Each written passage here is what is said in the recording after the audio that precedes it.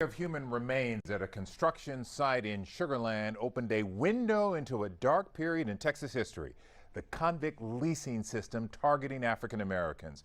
Tonight, we talked to local activists who uncovered the actual contracts used in the system. Jessica Borg is in Galveston with the story. Jessica? Knowing history, I'm able to see where history begins to repeat itself. And this is kind of like a curse of being aware of certain information. If you knew history, then you would understand that the Civil War or the Emancipation Proclamation did not free blacks. What it was a transfer of ownership of blacks from private owned slaves to publicly owned slaves. Due to the difficulties of plantation owners maintaining the security of their plantations, the government took control of the labor force. They took control of the security for the labor force. That is actually what really happened. Len, the Rosenberg Library here in Galveston is where activists found the contracts used in the state's convict leasing system. They provide valuable information and insight into that dark period of time. Although the documents state what activists suspected they would, they tell me it is still powerful and disturbing to see it in print. These are copies of contracts from 1891, 1893, and 1895 between the Galveston-based Ball Hutchings and Company and Texas State Penitentiaries. The contracts are for farm labor. So in the contract, the number 2 stipulation is that the convicts whose labor is to be furnished under this contract shall be Negroes. That line is disturbing and very telling for activist Samuel Collins. The convict leasing contracts clearly indicate that they had weaponized the 13th Amendment against African Americans, and they continue to do this to this day. So knowing that they have weaponized the 13th Amendment, which allows for them to re-enslave you through imprisonment, then you can clearly understand why there has been such an all-out attack on democratically elected DAs in urban communities who have professed to be progressive and are opposed to the mass incarceration, because that was their means of enslaving you. With the news of the person who they elected by almost 67% of the vote in 2020 is no longer the state attorney. Why? Because the dictator in Florida, Ron DeSantis, has suspended Monique Worrell from her position.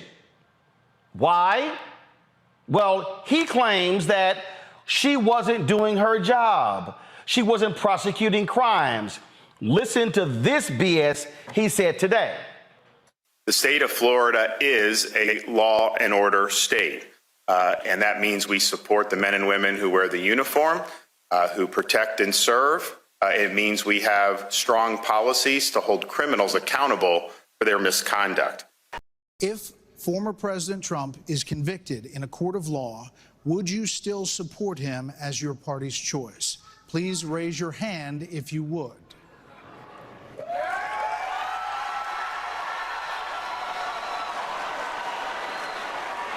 That's Ron DeSantis raising his hand that he would support Donald Trump for president if he is convicted for felonies.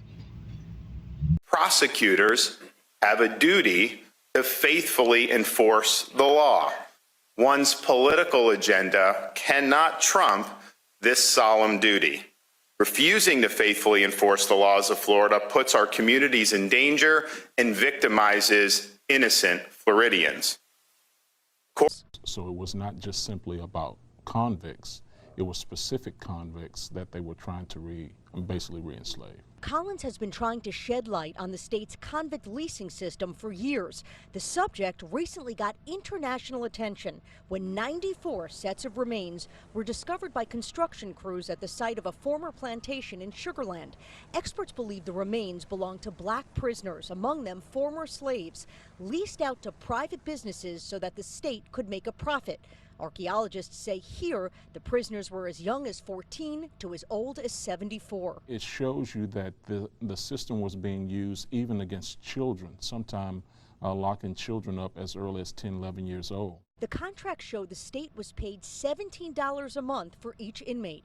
If you go back into the historical record, the Texas agricultural average wage was between $13 and $14 per laborer per month.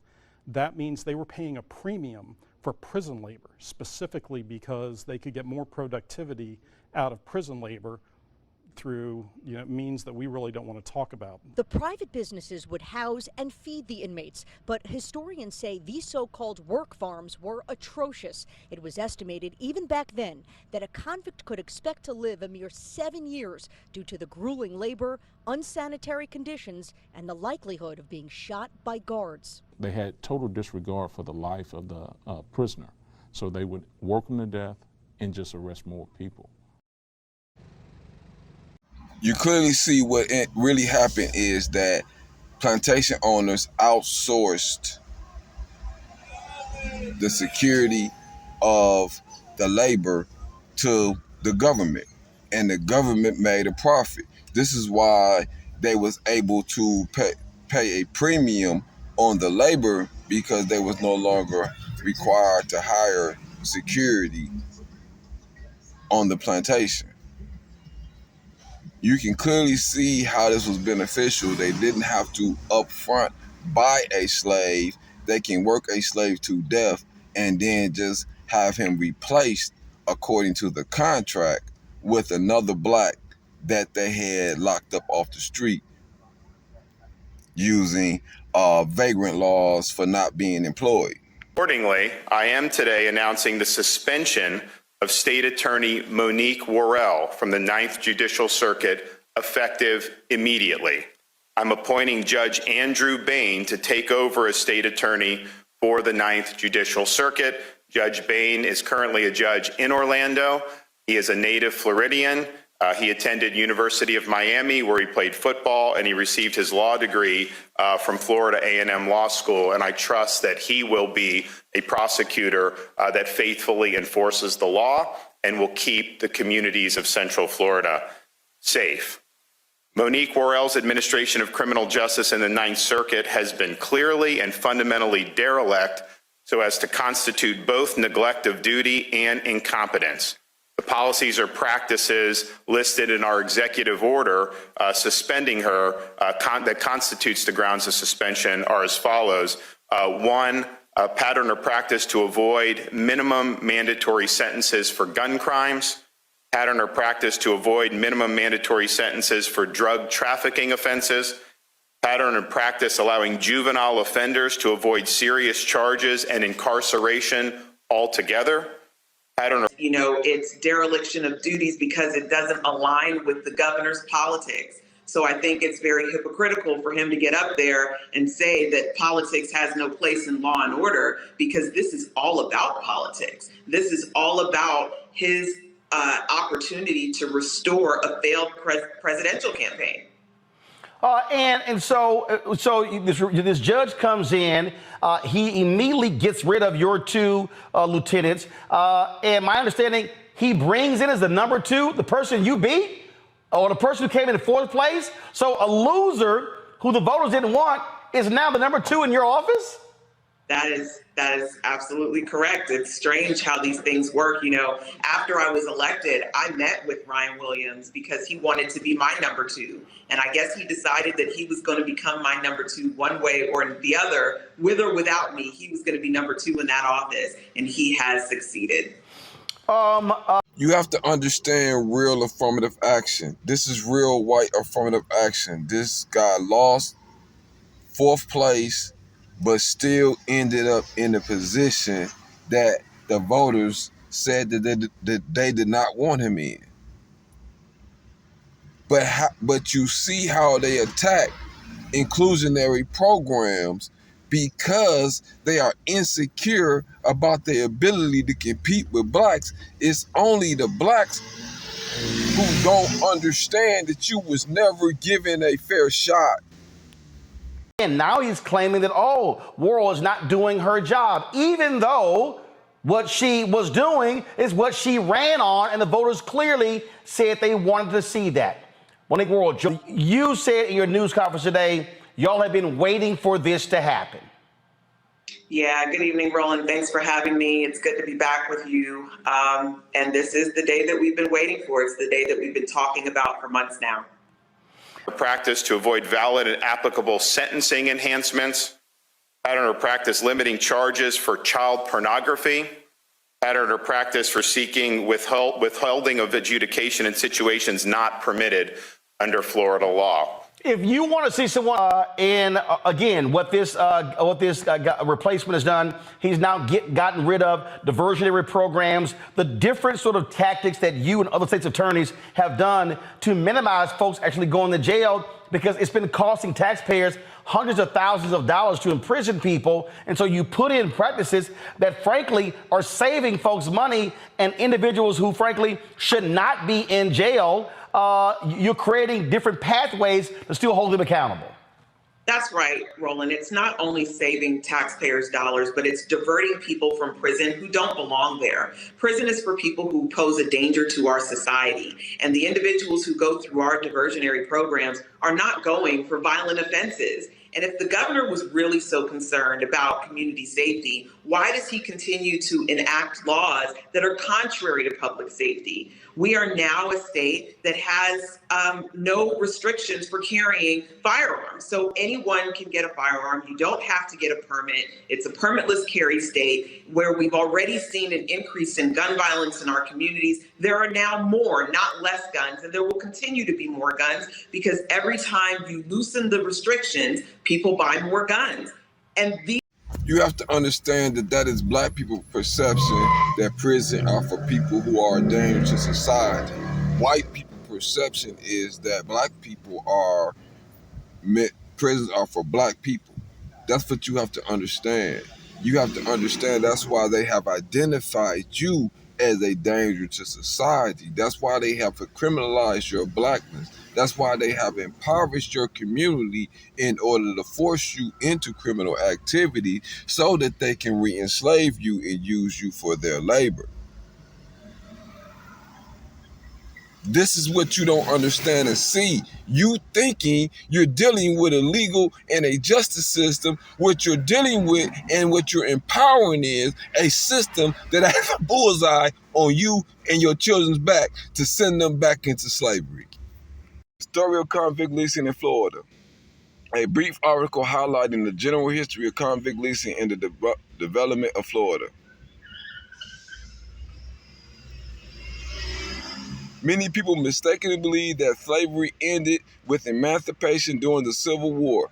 Florida, like all southern states going through Reconstruction, soon enacted laws and codes that restricted the real and social movement of blacks people through segregation, forcing them into economies based on low wages and debt. Nothing has changed. In Florida, these were known as the Black Code, and they ranked as severe as Jim Crow laws in Mississippi and South Carolina. One of these codes was an expansion of vagrancy laws, which were used to charge, convict, and sentence people up to a year of labor.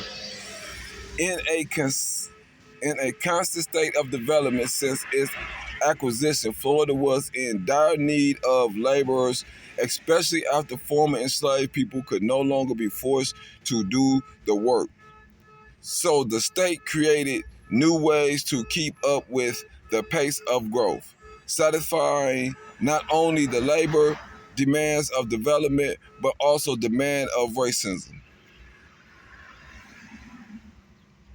In 1777, Florida Governor George Franklin Drew codified the convict leasing system whereby prisoners were leased out to private entities and industries. Convict leasing was simply a method undertaken by the southern state to replace the economic setup of slavery. Black convict labor were largely responsible for the construction of roads in Miami, including the Timber Trail. The convict leasing system was especially harsh in Florida, where convicts would work long days mining fresh fat and turpentine, clearing out tropical landscape and laying roads in hellish temperatures without adequate food, water, or shelter. They were subjected to brutal punishment not unlike the cruelties performed during slavery, including whipping, solitary confinement, and torture. In chain gangs, groups of prisoners labored on roads. They would be whipped and put into sweat boxes, solitary confinement quarters that broiled in the Florida heat. In the most severe cases, a man was tortured and killed at Sunbeam Convict Camp in 1932 near Jacksonville. Although leasing of convicts in Florida ended in 1923, Arthur Mellifort died in the Sunbeam Prison Camp near Jacksonville in 1932, unable to stand because his feet were in stocks. The 19-year-old was strangled by chains that held him in place. The Mellifort case of abuse received much attention and was reported in the New York Times. After the Sunbeam incident, the civil rights movement prisons reform were implemented. However, Florida inmates now provide labor to Florida Department of Transportation Division of Forest and nonprofit rather than leasing to private entities. The goal is to send you back into slavery. This is what DeSantis is doing when he is replacing the black DA who is not incarcerating people and placing a judge in place to make sure he incarcerate blacks. 13th Amendment is a bullseye. It is a target on the backs of Black America. That amendment must be changed. Slavery should not be allowed in America, period. They continue to weaponize the judicial system in order to implement that clause in the 13th Amendment.